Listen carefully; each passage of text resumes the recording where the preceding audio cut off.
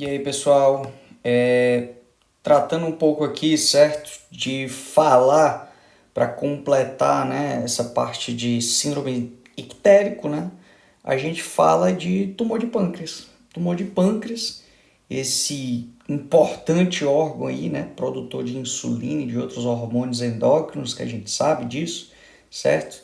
E nada mais, ou seja, nada melhor para caracterizar isso, obviamente que é um tema triste, mas assim, nada melhor para caracterizar para você lembrar o Homer Simpson, né? Ele tão amarelão desse jeito aí, você posteriormente vai entender aqui.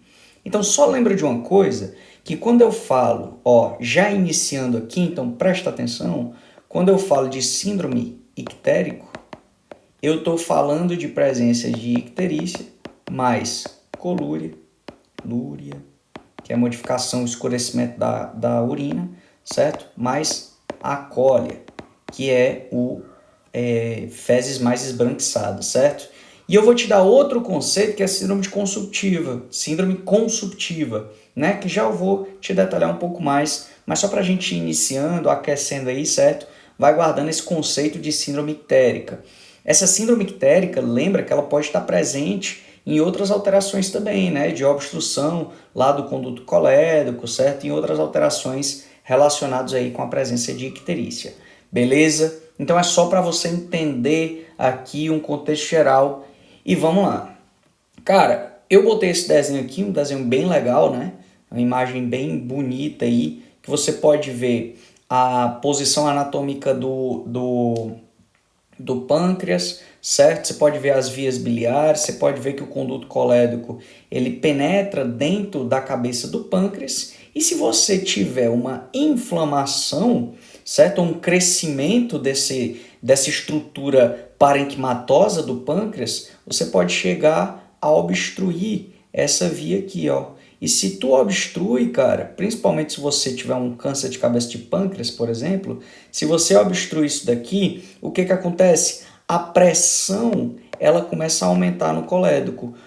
Concomitantemente, ou seja, posteriormente, o que acontece é a dilatação do colédoco, né? E todas as manifestações do síndrome ictérico, porque você vai ter acúmulo de bilirrubina direta, essa bilirrubina direta vai começar a passar para a urina, certo? E vai gerar colúria, tá? Vai se depositar a nível de pele, gerando icterícia, o paciente pode vir a ter também, por causa da bilirrubina, né, que ela precipita com o sol, pode ter prurido, certo? Que é coceira, tá bom?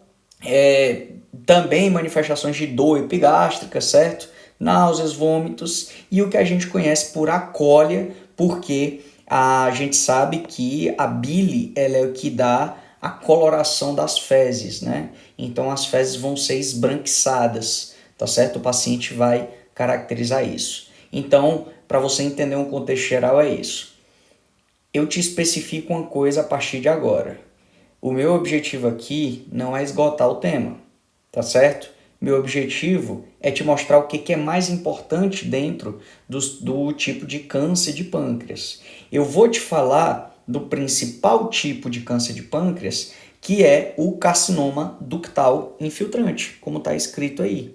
Para você aprofundar mais os teus conhecimentos, cara, vai no livro, certo? Vai lá no livro, vê os outros tipos de câncer de pâncreas, os outros tipos histológicos, né, de câncer de pâncreas, para você detalhar um pouco mais. Mas meu objetivo aqui, como eu estou te dizendo, certo? É falar do principal. Então, as características gerais que você tem que saber desse tipo histológico do carcinoma ductal infiltrante, certo? É que a primeira coisa, ele é o tumor mais frequente. Se ele não fosse o mais frequente, eu não estaria falando dele agora, certo? Então ele é o tumor mais frequente. A localização, e isso é importante, a localização mais importante dele, mais frequente, melhor dizendo, mais frequente desse tumor, certo? Não importante, senão que frequente, é a cabeça do pâncreas, certo? A cabeça do pâncreas. Cara, por que é importante entender isso? Porque aí tu volta aqui na imagem. A imagem da cabeça do pâncreas, se eu tenho dilatação da cabeça do pâncreas, poxa, meu irmão, vai acontecer tudo aquilo que eu te falei anteriormente. Então se localiza anatomicamente que você já mata o quadro clínico, você já mata até mesmo o tratamento, tá bom? Outro detalhe que eu vou acrescentar aqui para ti, eu vou escrever, eu não botei, mas são os fatores de risco, certo? Relacionados com câncer de pâncreas, com carcinoma ductal infiltrante. E aí você vai falar do diabetes tipo 1 e 2, você vai falar de paciente obeso, você vai falar de tabagismo, certo? Não se sabe bem o porquê, mas o tabaco ele pode ser um fator de risco, certo? E os pacientes, né, portadores de pancreatite crônica. Lembra que pancreatite crônica é a destruição maciça do pâncreas e ele fibrosa, tá? O pâncreas fica fibrosado. Cara, é uma situação muito tensa a de pancreatite crônica. E ela é um fator de risco, ou seja, não estou dizendo que pancreatite crônica é câncer. É um fator de risco que aumenta a probabilidade do paciente evoluir com câncer de pâncreas, com principalmente o carcinoma, certo? Esse asterisco ficou feio, mas o carcinoma ductal infiltrante, certo? Ó o nome, ductal infiltrante. Ele localiza na cabeça do pâncreas, ele obstrui o ducto e ele pode infiltrar no ducto, tá certo? Então, guarda esses conceitos gerais, que isso é importante para você entender, certo?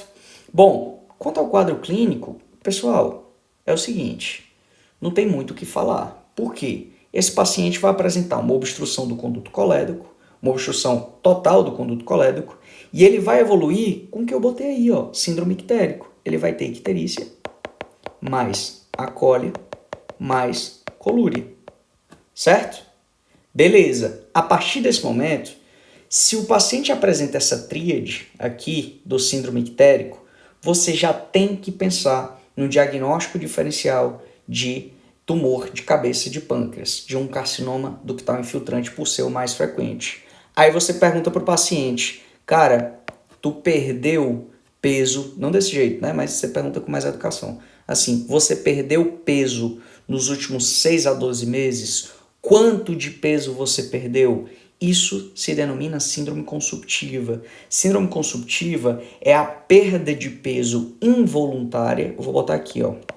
Redução de peso involuntária, certo? Maior a 10% do peso basal, Ou seja, aquele peso que o paciente tem antes, ele, num período de 6 a 12 meses, às vezes até menos que isso, mas só para você ter uma média aí, certo? Ele perdeu muito peso nesse tempo, certo? É aquele paciente que tinha 80 quilos e em menos desse tempo ele já perdeu de 10 a 15 quilos, certo? De forma espontânea, ou seja, de forma involuntária, ou seja, ele não mudou a dieta dele, ele não está realizando exercício físico, certo? Ele só começou a perder peso. Então a gente chama isso de síndrome consumptiva aí do paciente, apesar de ter um decaimento de estado geral também, certo? Então, a associação desses dois quadros, certo? Você tem que pensar, e veja bem, eu estou dizendo pensar em, certo? Você tem que pensar em neoplasia, certo? De pâncreas, em tumor de cabeça de pâncreas, e como principal, o mais frequente é o carcinoma ductal infiltrante, você tem que pensar nele, tá certo? Aí você solicita para o paciente, senhor, você permite realizar o exame físico no senhor? De forma geral, você vai fazer o exame físico de altura, peso, né? Você tem que fazer uma forma geral, né? Altura, peso, cálculo do IMC, pressão arterial, frequência cardíaca, respiratória, certo? Você vai fazer uma ectoscopia do paciente observando pele e mucosas, certo? Mucosa oral, né? Mucosa do olho, das conjuntivas, tá bom? Só que eu vou te direcionar logo aqui pro aparelho, certo? Abdominal, né? Abdominal. Aí, lá na palpação, certo? Veja bem, a sequência é inspeção, ausculta, palpação e percussão. Eu já saltei para palpação porque é o que tem de principal aqui, de característico. Você vai ter o que é o sinal, certo? Ou exatamente o sinal, porque você toca, né? É o sinal, certo? De Courvoisier, Courvoisier, assim, certo? Terrier. Courvoisier-Terrier. O que é isso? É o que a gente denomina de vesícula palpável, não dolorosa. Cara, tem um negócio obstruindo o canal do colédoco, certo? Aumenta a pressão do colédoco, dilata a vesícula, mas a vesícula não está inflamada. Então, você palpa a vesícula bem bonitinho, só que ela não dói, certo? Não tem uma colelitíase, ou uma colecistite, perdão, certo? Não tem uma colecistite, não tem inflamação de vesícula. Isso se chama sinal de Courvoisier-Terrier. Cara, se tem isso daqui, se o caso clínico, se a pessoa diz, se você sente lá na palpação uma vesícula palpável não dolorosa, você diz sinal de Courvoisier-Terrier, é quase associada ao síndrome ictérico mais síndrome consumptiva, certo? Você já tem que ter quase certeza que você está frente a um quadro de carcinoma ductal infiltrante, a um quadro de câncer de cabeça de pâncreas, certo? A questão, cara, é porque você tem que solicitar alguns exames complementares para confirmar a tua hipótese diagnóstica. E aí, tu pode solicitar exame laboratorial? Até pode. Solicita lá um hemograma, pede lá um PCR, os fatores de pró-inflamatórios, né, marcadores de inflamação, PCR, o VHS, certo? Eritrossedimentação, proteína C reativa, seria isso, certo? Você solicita uma ureacreatinina, tá certo? Você solicita também amilase e lipase, tá bom? Ah, Svag, eu quero solicitar um marcador tumoral, quero solicitar o CA199 e quero solicitar o antígeno carcinoembrionário, CEA. Mas, cara, eles não têm tanta especificidade para o câncer de pâncreas, certo? Em outras alterações também pode estar presentes. E o Ministério da Saúde, ele preconiza que você, para fazer o rastreamento, e já eu vou falar disso, certo? Que, ou seja, você não peça, certo? Então, no caso, para rastreamento, e já vou especificar isso, certo? Mas só te dando, para não deixar fio solto aqui, né? Assim, geralmente você não pede, tá?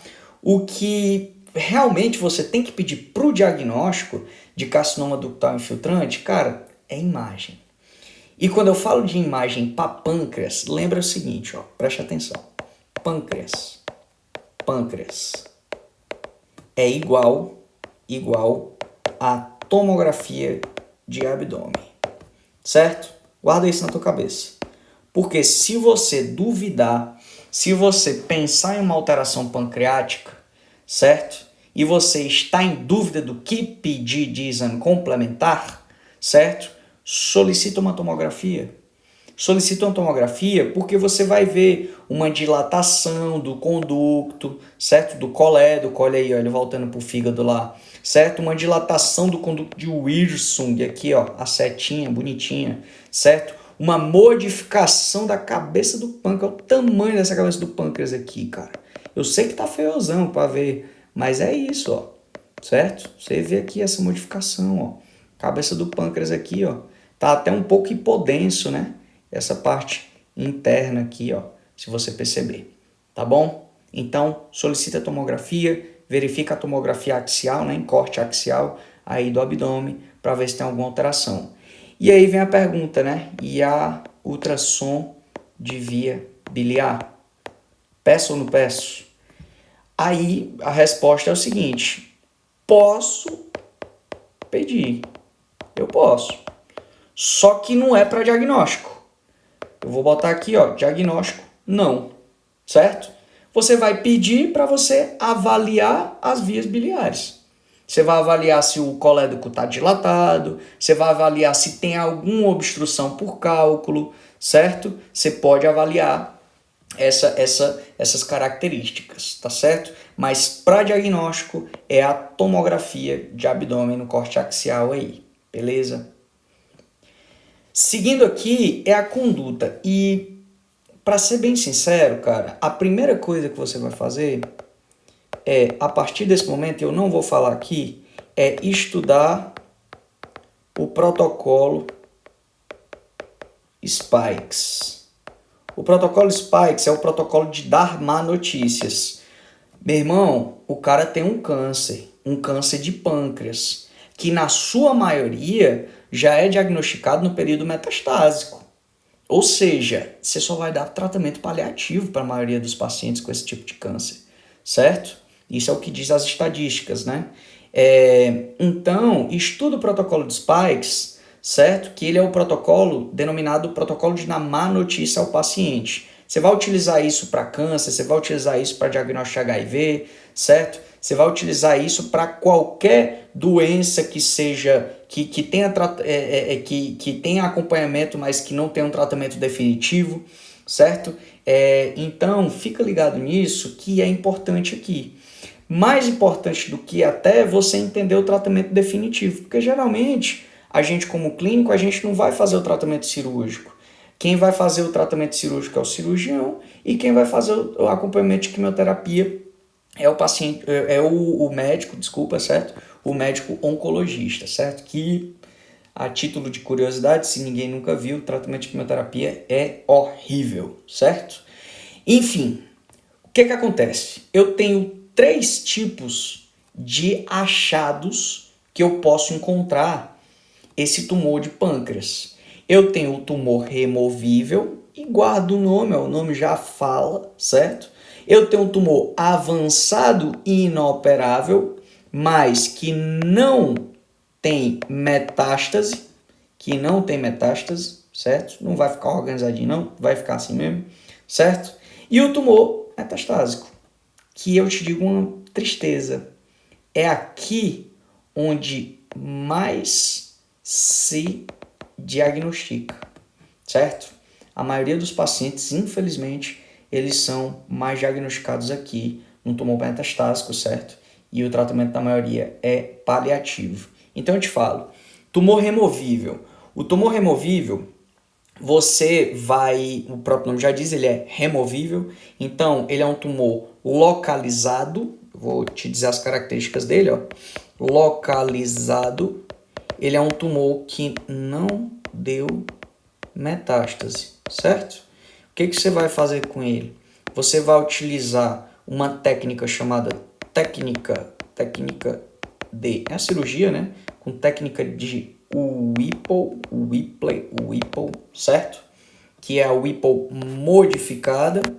Essa Whipple modificada, ela diz que é uma pancreatoduodenectomia conservando o píloro, certo?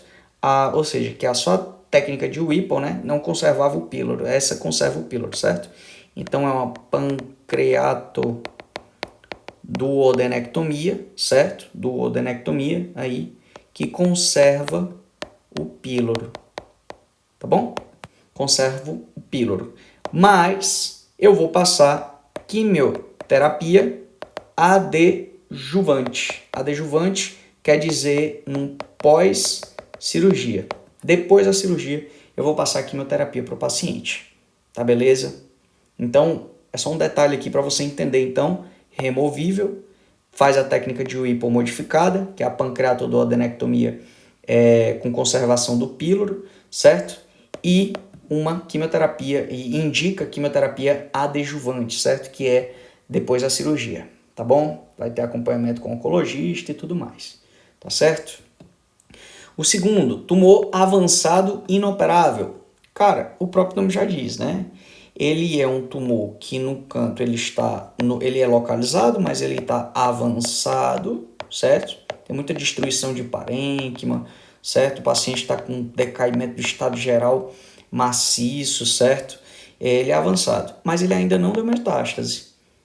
Só que ele é inoperável. Não adianta eu operar o paciente. O paciente só vai piorar a situação dele. Então o que eu tenho que tratar ele aqui? Com quimioterapia, certo? É o oncologista mesmo aqui, certo? Que vai acompanhar esse paciente. E aí eu vou passar para o, obviamente, ó, protocolo Spikes, certo? Vê lá, protocolo de dar má notícia para o paciente, certo? e o tratamento é com quimioterapia, beleza?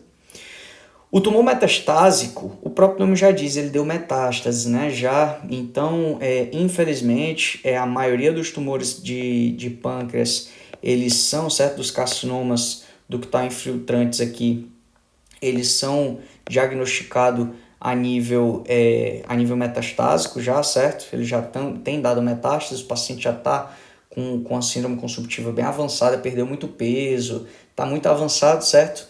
E aqui, cara, é o seguinte, não tem muito o que fazer não, tá? É tratamento paliativo mesmo, tá? Aí você imagina só para dar a notícia pro paciente, né? Olha, você não pode chegar de cara, e por favor, nunca faz isso, certo? E dizer, ó, você tem um tumor de cabeça de pâncreas, você vai morrer, né? Você não pode fazer isso. Então, trabalha bem aí, dá uma lida no protocolo SPIKES, que é muito importante nesse momento aqui, beleza? Então, de tumor de cabeça de pâncreas do carcinoma ductal infiltrante, o que eu tenho para te dizer é isso de muito importante. Agora eu posso te dar um pitaco a mais, certo? Que é o controle pós-tratamento, que não deixa de ser importante, né? É uma continuação aqui. Mas assim, para o controle pós-tratamento, o Ministério da Saúde ele preconiza que a gente pode fazer, certo? Com o CA199, né? Que é o marca 199, tá? CA199, esqueci de botar aí. Mas tá aí, ó, CA199, certo? Você vai avaliar recidivas assintomáticas. Agora sim, certo? Ó, ele não serve para diagnóstico em si, mas para você fazer o acompanhamento no pós-tratamento do paciente, pode. Se ele tiver elevado, cara, provavelmente voltou, né? Então é recidiva e o paciente vai estar assintomático, beleza? E outra coisa é que ele é justamente um biomarcador, certo, de resposta nos pacientes que têm doença avançada, né, que foram submetidos à quimioterapia, certo? Então você pode acompanhar o paciente com CA199, tá bom? Para acompanhamento do paciente. Para fechar, eu vou te dar cerejinha do bolo aqui, certo? Que é falar um pouco sobre o rastreamento do câncer de pâncreas. Só um detalhe, pelo Ministério da Saúde, não consta que você tem que fazer isso rotineiramente, né? Você tem que pedir exames para rastreio de pâncreas, de câncer de pâncreas, perdão, certo? De forma indiscriminada. Você pede para pacientes específicos. Mas assim, o Ministério da Saúde diz isso, né? Pelo Sistema Único de Saúde. Mas ele diz, na parte particular, você pode fazer, cara. Pode fazer, ó. Com CA199, certo? Você pode fazer com antígeno carcino embrionário, CEA, certo? Você pode solicitar tomografia abdominal, tá? E você pode solicitar até ultrassonografia, certo? Que é a chamada ultrassonografia endoscópica, certo? Então, você pode fazer com um desses três aí. É só um a mais aqui, né? Para não ficar ponta solta aqui na tua explicação, beleza? Mas lembrar que pelo Ministério da Saúde, ele não indica esse rastreamento aqui, tá certo? Então isso é rede particular, tranquilão? Ou seja, o Ministério da Saúde ele diz que deve ser feito os exames complementares, certo? Em pacientes com clínica mesmo, com especificidade, certo? Então isso aqui não faz pelo Ministério da Saúde, mas você pode fazer a nível particular. Beleza? Tá tranquilo? Então, pessoal, eu espero ter te ajudado, certo? Se eu te ajudei, compartilha esse vídeo. Vai lá fazer um exercício físico aí, cuidar da vida, certo? Que é muito importante. Cuidar dos familiares e tudo mais. Valeu e tchau.